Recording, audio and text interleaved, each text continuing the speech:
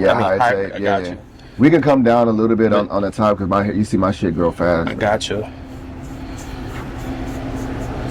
Now I was looking at your content, bro, and I'm like, you're really down to earth individual, man. You know what I'm saying?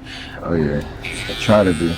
Usually, I see a lot of guys who are trainers, and they only show like the fitness side of things. You know what I'm saying? Mm-hmm. So sometimes it comes off as a little salesman-y.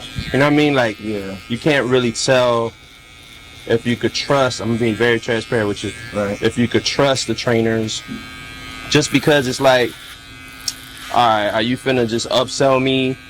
Do you really care if I'm gonna get the results? Mm-hmm. Is this just a check for you? Mm-hmm. Is keeping me fat gonna guarantee, Mm-hmm. you know, a check?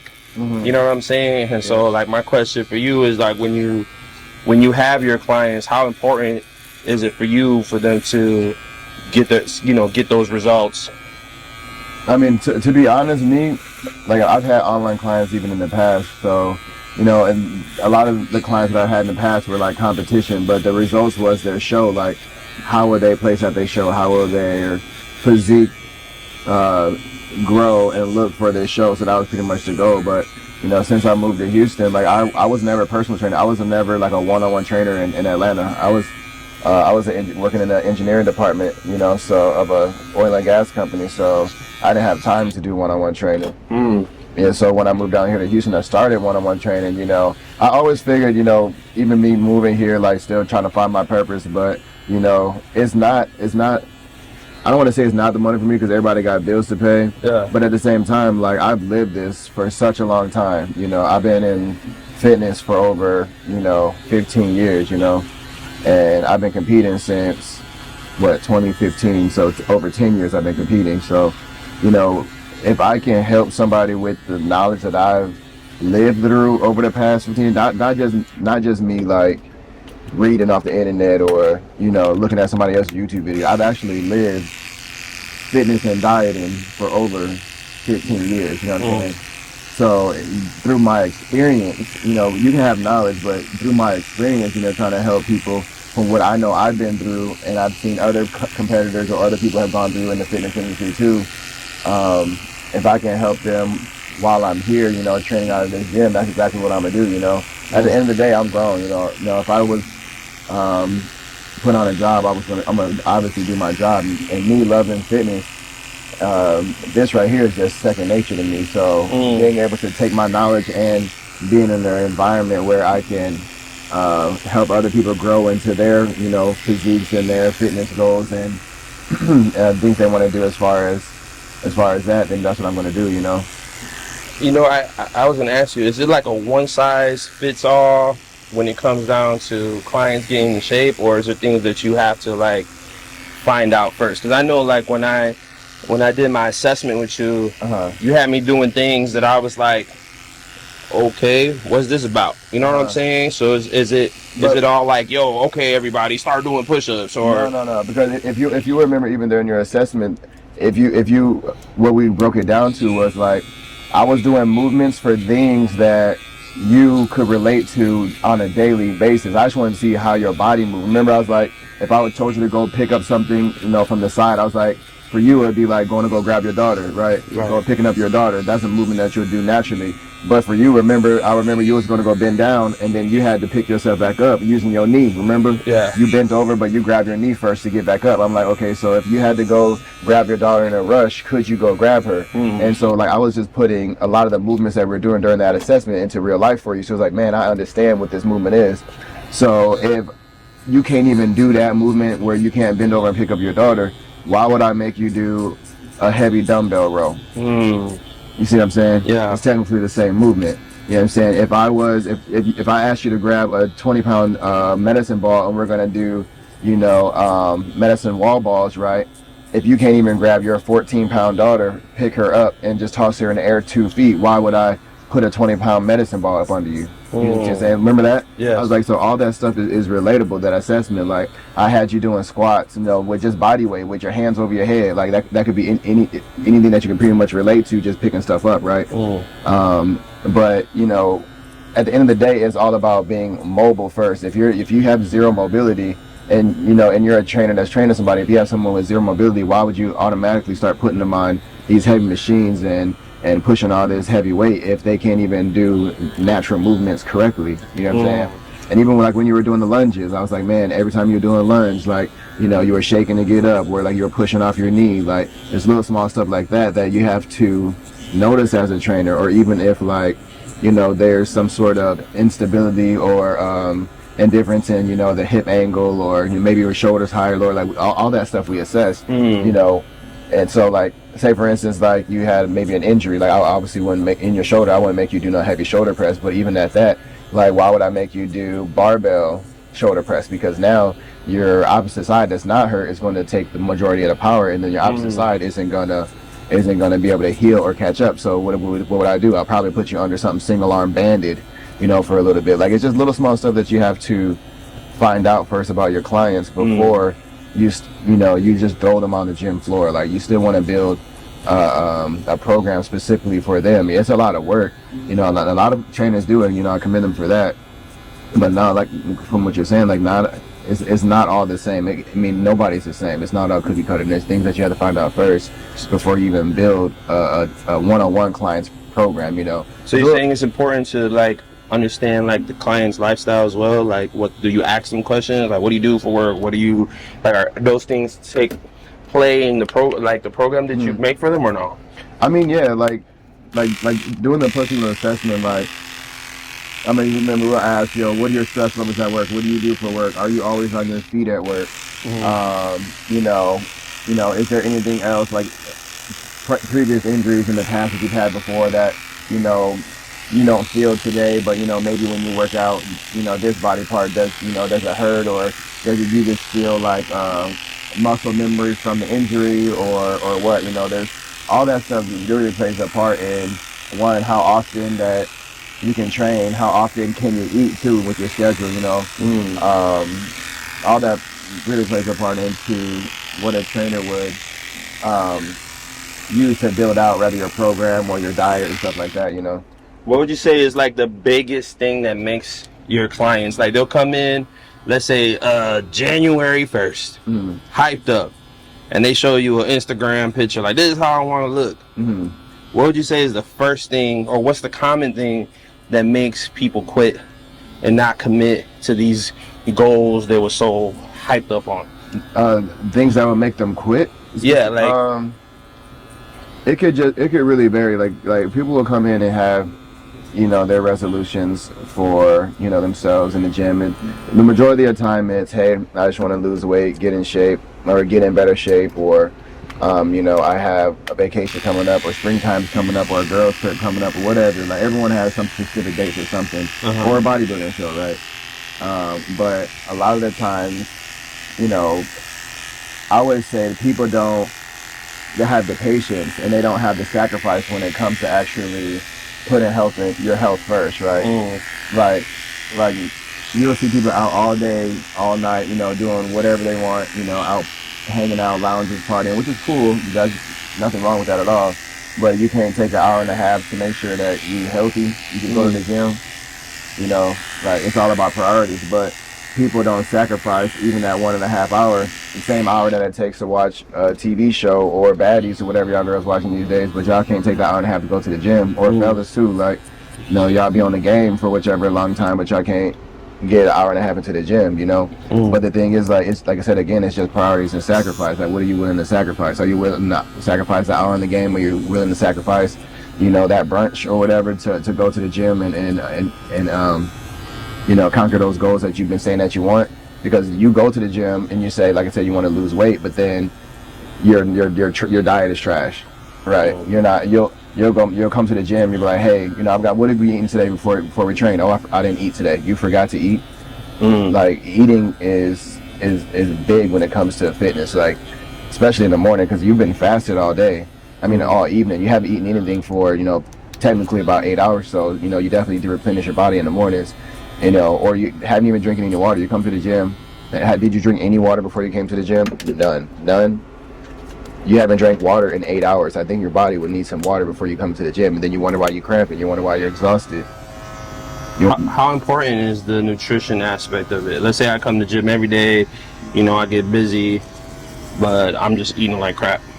I mean, nutrition is the the foundation to all this. Especially the goals. It does really depend on your goals and what your nutrition is going to be to get there. Like for me, like my nutrition is pretty good, but my goal is to gain weight. So there's only so many calories that you can get out of clean food that you can eat all day. So yeah, I have to eat food that do have a higher calorie intake and higher fat for me, just for my body. But as far as everyone else or anyone else that's not, I would just say a bodybuilder, but anyone that's just fitness-wise, nutrition is big. You can come to this gym all day. Coming to the gym in training, people think it's hard because you got to break off the time. It's hard to get into the gym. No, actually, coming to the gym is the easy part. The hard part is prioritizing your food and prepping your food and eating your food and having your food ready for you. You know what I'm saying? Like, if you fail to prepare, you plan to fail already. So if you don't have your meals prepped already and you're still coming to the gym, but I only had some orange slices this morning and Bang Energy or whatever, is out now, right? But that's all you had today. What do you have for lunch? Oh, I haven't eaten yet. What time is it? 4 o'clock. What? But you did go to the gym today, though. You had oranges and you had Bang Energy, but you haven't eaten anything else. Like, how are you providing nutrients to your body? You know what I'm saying? Because you go to the gym and you're breaking yourself down, like you still have to have recovery. You have to have your recovery shake, whatever, to help, replenish your muscles, build them back up. You know what I'm saying? And then obviously we have other restoration processes, like we get massage and stuff like that, and grasping and cupping, whatever. But as far as nutrition goes, like it's big. Really, like you can come in the gym all day, every day, and your nutrition is trash, and you're gonna look the same way you did the previous year. Why do you think like? You used to go to LA Fitness, right? There was always that old head in there that was in there since you started going to the LA Fitness, right? Everybody's had this experience. That same old head, right? And he probably in his late 50s. He cool as hell. Like, really, he talked to everybody. He used up all the heavyweights. But this man has looked the same way for the past 10 years. Like, God bless his determination, and he's in there because he do have a dedicated schedule. Give that to that man. Like, he dedicated. He's always in there. But what is it there? This man has literally looked the same way. What was he doing wrong there? Like, obviously it's not the gym, right? Gotcha. It's definitely not the gym. So the only other thing that could be is his nutrition. What is he eating, right? How's his sleep? How's his food? Like, what are you eating? Like, he's probably eating burgers all the time or eating pizza or he's definitely not meal prepping, but he's in that daggone gym. Yeah. So the case in point is like you can come into the gym all day, every day, and know everybody in the gym. But if your nutrition and things outside that, and your health outside of just the gym isn't top par, you're gonna what? You're gonna look the same for years. How important is mindset? Like, let's say I'm trying to transform. I'm trying to look just like you, except I am regular. I pop out. I chase girls club, do drugs, all types of stuff, and then one day I just like, you know what? I'm tired of this. Let me level up. How important is the mindset you gotta have? Because I'm pretty sure you weren't born driven like this. So what did you have to do to turn it up to be like, you know what? I'm gonna stay disciplined. I'm gonna put this thing first, and I'm gonna I'm gonna succeed in this. I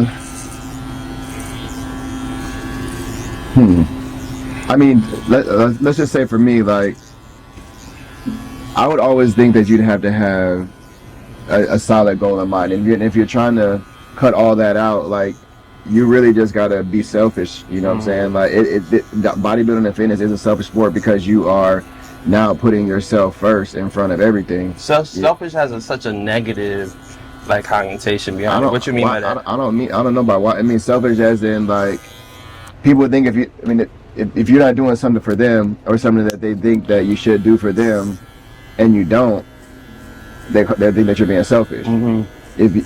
But selfish with your time, I don't think is being selfish because you're now spending your time on yourself. So I don't think that that is negative saying, hey, I'm being selfish because I want to put my time for myself first when it comes to my health, my wellness, my fitness. You know what I'm saying? And then anything outside of that, yeah, I got you. But, I'm trying to live a little bit longer. So I want to make sure that my health and my wellness comes first. And then any way that I can help anybody else after that, I will, I don't think that's negative. Like, I'm putting myself first. If we were in this chair and you was like, hey, I'm gonna cut my hair first, but I was like, nah, you need to get me because you cut my hair before. What? Yeah. Well, I'm like, you being selfish right now. Am I really? I just wanted to cut my hair first, which is, for me, is like I'm putting my health and wellness first. So, I can't go to dinner this weekend, or I put my health and wellness first. I can't go to the club this weekend because I'm training a group class in the morning, or I'm training with my homies in the morning or something. I'll make sure that I get up. My routine is cool. So have you ever missed out on things that your friends and family were doing? All the time. I mean, I usually compete throughout the year. You know what I'm saying? And missing out on rather family trips or guys trips, or having to leave trips early for competitions I have coming up, or not. It really, the thing that I had to do was, once I knew when my shows were during the year, that I would plan my year around my shows versus planning my shows around my year. So depending on when my shows are, I'm like, all right, bet I got 3 months before a show, or I got 4 months before a show, I could do this trip and I can still have time to prep for this show. Or I'd be like, all right, this show is coming up, the next one isn't for another 6 weeks. I could do something pretty close by or close hand and still have time to recover and get back to business in the next 5 weeks or 6 weeks or whatever. So I'll plan things I want to do around my shows and just see how much time I have allotted, and what kind of shape I need to be for that show around trips and stuff. So when you decided to do this with your life, as far as like competing and stuff, were you consistent all the time, or did you have moments where you're like, yo, I slacked off? I can't even lie. I mean, everybody's perfect. I don't know. There's no way anyone has said down to the morsel of grain of rice that you were perfect every time. No, I don't think anyone can say that. We can come damn close, but at some point, at some time, you had a cookie. At some point, at some time, you gave in the urge to have a soda or something. When I'm dieting, obviously, we are really, really, really, really strict. I know it's different than, just your average fitness influencer. Bodybuilders, we are very, very strict because it's really down to the macro. It's down to how much water we drink, how much salt we intake. It's really, really down to the numbers. So all that extra added stuff, or even down to, how often we walk. So you talked about earlier, assessments that we do for our clients, right? What all do we ask about their work, their stress levels? We even ask them how active they are at work and how many steps they get in, because even that amount of calorie burn throughout the day can also depend on how many calories you burn throughout the day in general. And then that's going to also determine how much food I'm going to give you, because if you're trying to lose weight and you're burning a whole bunch of calories already, well, I'm need to take your diet to adjust to that, right? Or if I'm trying to lose weight for a bodybuilding competition and I'm, burning a whole bunch of calories walking through Alpha Land all day, well, my coach probably isn't going to give me cardio to do. Like, why give me extra cardio? I'll be in a deficit. I'll be losing too much weight too fast, So even stuff like that, we even monitor, say down to the steps. So What would you say for the dudes that are on Instagram scrolling like myself and come across your profile page and say, damn, I want to look like that, but he probably looks like that because he's been doing that his whole life. He was probably born that way. So I could never look like that. Coming from the person that looks like that, is that true or no? Is what part true exactly? Like, can I look at, like, I'm gonna be honest, I look at your pictures and I was like, damn, I can't look like that. Like, I mean, look like me exactly. Let's just say, I would just say no. You're gonna have whatever the physique that you bring and that you build genetically, whatever genetics is giving you, that's what you're gonna shape into. But at the same time, your specific look, you can say, hey, I want broader shoulders like him. Okay, cool. With my look, I want broader shoulders. Maybe your lats might sit higher than mine. You might, or because I have really long lats, you might have like a longer torso. Who knows? So you can have if you're talking about just my physical look and look exactly, probably not. But within your look that you're gonna build, yeah, you might have broad shoulders. You might have a full chest. You might have wide lats and small waist. Every physique and bodybuilding is different. But as far as can I shred down, can I get down to that, 7-8% body fat? Can I walk around, during the, fall at, 10-12% body fat? Like, yeah, in that case, yeah, I can get you to that. And then, but you got to be consistent. Like, it takes a long time to train your body to even do that. You know what I'm saying? Even now, like, I got on the in body the other day, and I was 207 pounds at 7% body fat still. Dang. And I haven't competed since Olympia. That was last October. And I've been, eating pretty fairly, but I've also been eating just a bunch of trash because I've been trying to put on weight. But, for me, my metabolism and things like that, and my body's trained, to burn. I'm always on the move, so I feel like I'm always in the deficit when it comes to, eating food. So, obviously I'm gonna, stay pretty lean. So my diet, I'm eating a lot of food already. So how long did it take you from when you decided to take this serious to where you at right now? Because, I know that we live in a world where it's just like everything is instant. Instant gratification. I gotta have this now. I gotta feel this now. But to get to legit where you at, how important was patience? I mean, literally, I literally have patience tattooed on my knuckles. I didn't show you. No, yeah, literally, it says patience on my knuckles. Oh, that's wild. And that's really what you have to have. And I had to always tell myself that too. Is patience is definitely is key. Like, I didn't really take this seriously until, I would say, honestly, when I first started competing, I was really taking it seriously. Like, my diet had changed. I used to do the whole club promotion thing. In my early 20s, I used to, promote, different clubs and events. And I had a clothing line in Atlanta, and I was doing events and stuff for that late at night. And I already did all that. So from there, you say you did all that. And you're trying to mix that with the lifestyle you have now, and you have a goal in mind. Did a month pass by? You're like, man, what's going on? 2 months, 3 months? Is it a year? Oh, no. So, like even after that, I didn't take it seriously until shortly after that. Like, I started competing in 2015, so, I was pretty strict with it then. But, like, I've been in this for well over 10 years, and it don't happen overnight. Like, the actual look that I got when I, went pro in 2018, it was solid.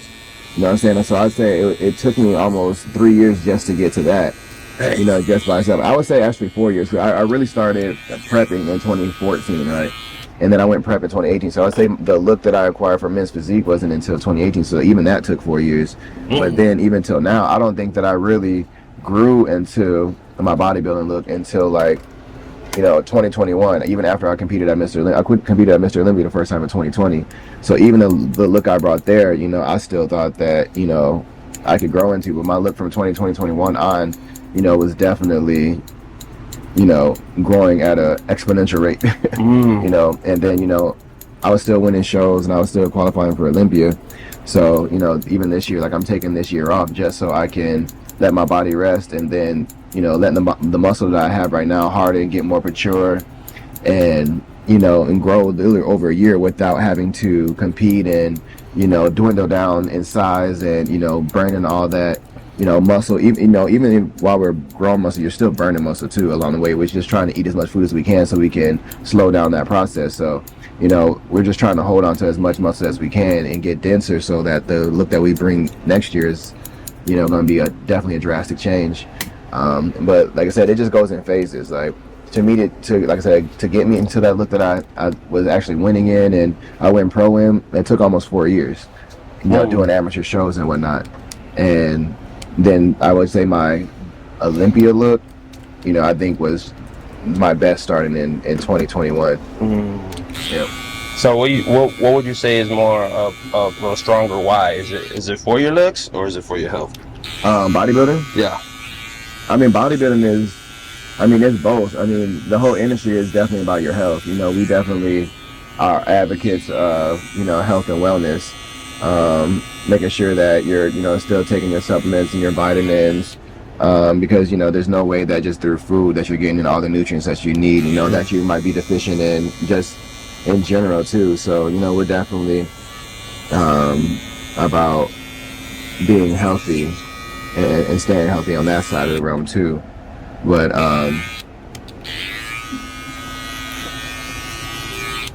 What is your success rate right now with your clients, man? How many of them are really hitting their goals? Be 100.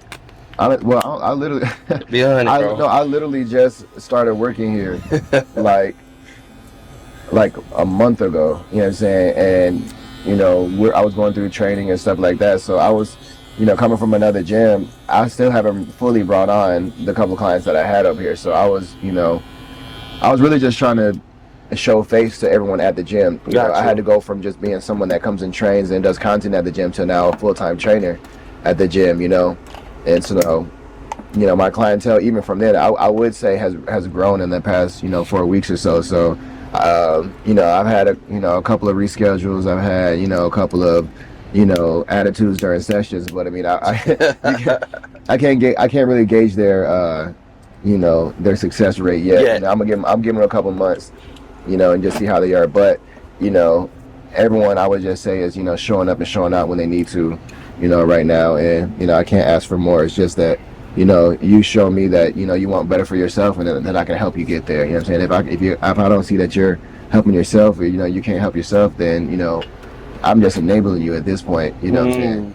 And where can they find you at, bro, if they want to sign up with you, man? Oh, you can find me on Instagram, you know, at Samurai Shreds. It's a tongue twister. I'm sorry. SAMURAI Shreds, SHREDS. That's the same for my website, SamuraiShreds.com. You know, it has all my coaching packages and meal plans. I'm dropping a cookbook soon. Fire. Yeah, man. That's on the website too. So y'all just look out for that. Fire. Yes, sir. What you think, bro? Let's see how long it took you. I put this on a timer. I'm just kidding. Oh yeah. Oh yeah, that's the light right there. Oh, we back in business. Your hair grow kind of fast, bro. Don't it though? And y'all see we wavy. You got the waves right. Oh, we wavy. Oh yeah, my guy. My guy. Hey, y'all already know. We got my boy Manny up in here. Woo. Oh, I didn't even see the back. Yeah, you see what I was talking about? How high I want to bring that tattoo? Yes, up sir. to like up here. When you gonna get it? Man, once I find a dedicated artist, if y'all know some artists in Houston that do pretty well, just let me know. My artist in Atlanta, so Bet. you know, trying to get him out here is gonna be, you know, a lot for me. So if y'all got some, if you know somebody, y'all hit me up, let me know. I got you, my boy. Appreciate you trusting me with your cut, man. And I'm finna sign up, dog. You know what I'm saying? Yeah, I said we got to get you in here. We got to get you in here for sure, because you already been rocking out. You ready? You burst my bubble, bro. I was like, all right, I could do a good 3 months and I'll look just like him. You like, hell no. He said, no, I looked at you, I said, just like me? Never. I can make you into a better you. I like that. Yeah, man. Oh, we solid. Appreciate you, dog. What you got planned for today, man?